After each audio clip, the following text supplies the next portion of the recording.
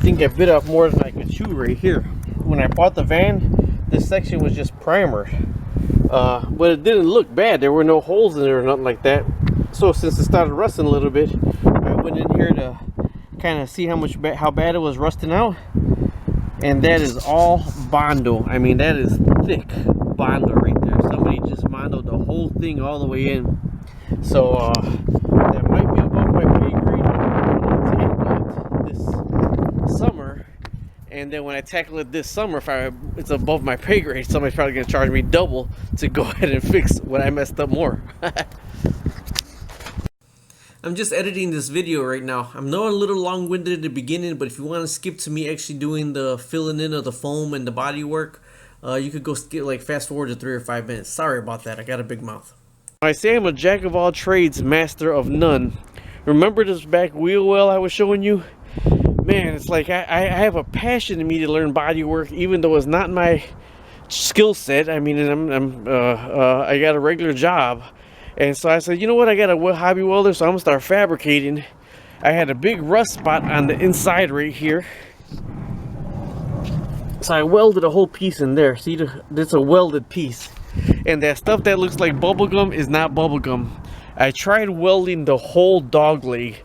Now wait a minute, don't laugh, because this shit works good, but I'm gonna fiberglass the dog leg after all. But meanwhile, to get the shape and the consistency from the back of the dog leg, this is what it looks like.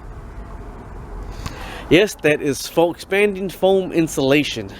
I'm expanding the foam insulations inside that little part. I sanded everything down. I did vinegar water. I blew it out really good, got whatever rust I could get out of there. And then I used the automotive primer on the inside of everything else meanwhile, and then I sprayed the foam in there. So I'm let the foam dry overnight, and then tomorrow I'm gonna come with a metal file, a coarse one first, and cut all of it down. Then if it's warm enough, I'm either gonna put fiberglass over it or just straight Bondo primer and paint it, and then that's what it's gonna look like right there.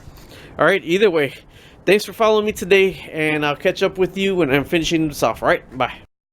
So if you can see, I'm just using a hacksaw blade to cut it down. All right, now I move to a drywall sanding pad to try to get it in there.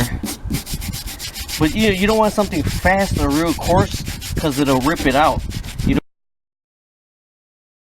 This was hit with so much Bondo when it was first made. You see all the Bondo right here, how thick it is, and how thick the Bondo is right there. I started going in there. See, I didn't take the door off, so this is like a nightmare. This is more foam in here, and then I got to get the grinder and go on the inside and start grinding in there, because that was where it was welded.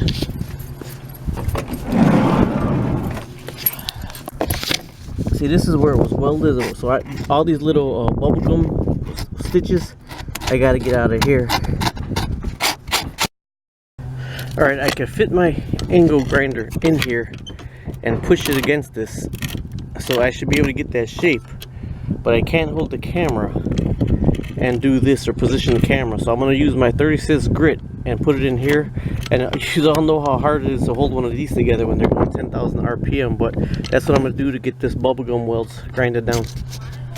Okay, so with my angle grinder, I ground around to the bare metal all around here, all around there. There's a little rust here. I'm probably gonna still get that off too. But you see how I still got the body shape right here. So my plastic filler has a shape. It's not just a big hole there. I went ahead underneath. I gotta clean this up some more. I cleaned all this up right here, because you gotta grip to something. Alright, I'm trying everything in the arsenal to try to get all this down to bare metal in here. All this down to clean bare metal. Everything in the arsenal, just hard trying to get everything, in that little area. If I were at the body shop, they'd probably take the whole door off and make it real easier. But I'm not even getting into that can of worms. Today's the last day I got to work on the van. Alright, I think that's close enough for government standards right there. Okay, I don't know if you can see me here. First time working with Bondo glass here. I got a little thing of Bondo glass. 2 spatulas. I had This one was actually bigger than this one. I used tin snips to cut it down. These right here you could get from dollar store, Family Dollar for $1. So you know, no problem cutting it down. But I needed something because I need to be able to fit it in between there. So I bought a little thing of Bondo glass here. So that's probably all I'm gonna need to do this, because I just wanted a thin coat of fiberglass before I put the Bondo over. Like I said, hopefully I get a year out of it. I'll probably get more than that. But everything's sanded down, raw metal, exactly where I need it. So I'm gonna start mixing the Bondo glass now. Show a little bit of mixing it. A lot of people you see do this. That's one thing I know, you're not supposed to put any air bubbles in it, because then when you're sanding, you're gonna get all those air bubbles out. So you gotta kind of flip it over on each other to not get the air bubbles in there. Oh, and once you got the glass mixed, there's a short time that you got to work with it. Push it in and smooth it down. I mean, this is just all the stuff I've been watching. Like I said, I've used Bondo before, but not the fiberglass resin. But I wanted the fiberglass resin over the Bondo, or the fiberglass. All right. All right. The small can of Bondo glass comes with 2 hardeners. Total time that you have to get this applied after you put this hardener in and mix it right is 3 to 5 minutes. It's a pretty windy day now, so it's probably be shortened, so I might mix it inside the van right here. All right, the 2-pack. Well, for one, wear your gloves and wear a mask. I have no mask right now, so I don't have my mask on, so I'm gonna probably put my sweater over my face when I'm sanding right now. The hardener is 1 package per half a can. They give you 2 packages for the can. So right now I'm thinking I may only need 1 coat, because there's really not too much, and you got to press it and spread it on thinly. I'm talking to you right now because it has 3 to 5 minutes of working time after you get it on there. So this one little one is going to be for the inside right here to get this smoothed on, close the door, and then I'm going to do the outside of it. Is what my intentions are, what my plans are.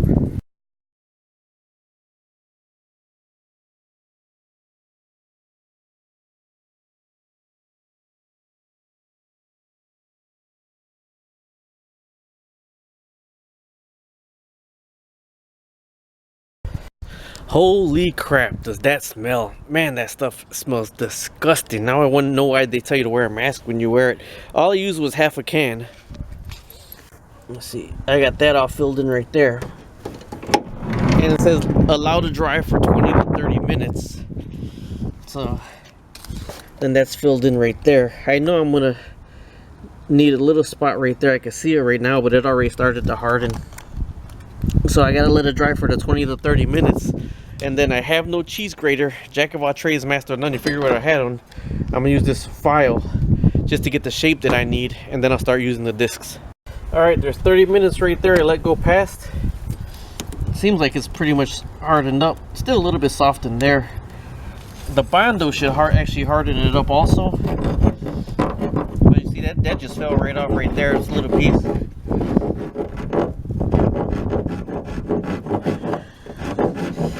I'm just trying to cut down the big pieces right now.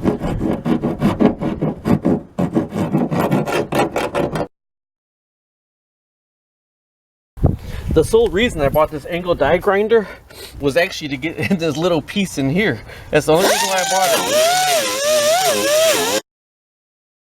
it. Alright, I cut it down a whole lot. You can see I got to get this shaped in here a little bit better right here. And I want to cut it down some more. See how hard it is?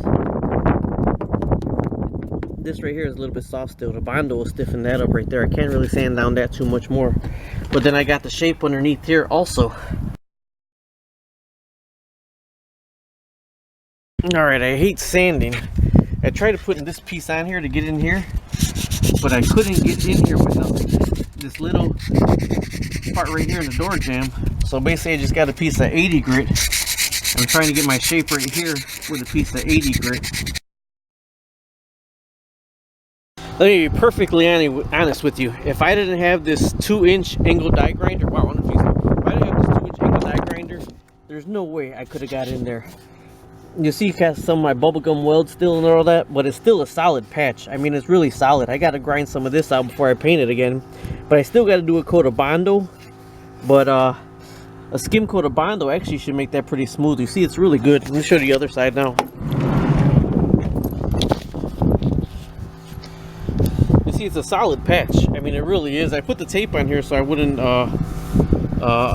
mess up this right here or this right here too much. Let me slam the door right here. Let me slam the door so you can see how I'm trying to shape that. Okay, time to degrease and go ahead. See, there it is right there. It's all filled in. There was a hole right there. There was nothing there. Time to degrease and Bondo. And I'm saying that. Alright, I should have did a little bit more prep work. This piece of metal is actually sticking far out more than this piece of metal right here. But I broke through a little bit right here. So that's why I said I'm done sanding. Okay, this is the Bondo from last body job they done. Okay, so I'm done sanding right now. I'm gonna degrease it and put some Bondo on it. Let that dry, sand it, primer, paint it, call it a day. That's right here. Remember, there was a big hole right there, big rust hole right there. So that's the fiberglass right now. Foam behind it, then fiberglass, and then I'm about to put the Bondo. Looks almost like a solid piece of metal now, doesn't it?